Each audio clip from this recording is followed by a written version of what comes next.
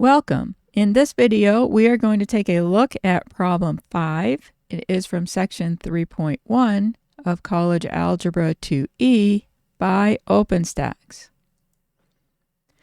Okay, in this problem, we need to answer why does the horizontal line test tell us whether the graph of a function is one-to-one?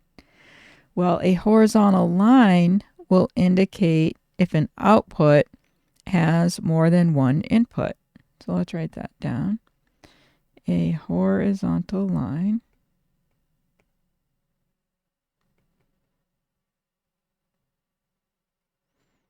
will indicate if an output has more than one input.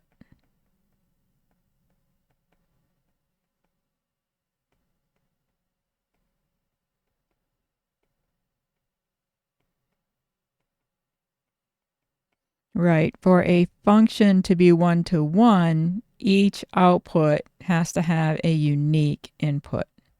Okay, and so the horizontal line test will tell us that. I hope that was helpful. Let me know in the comments section if you have any questions. Thank you for watching, and I'll see you in the next one.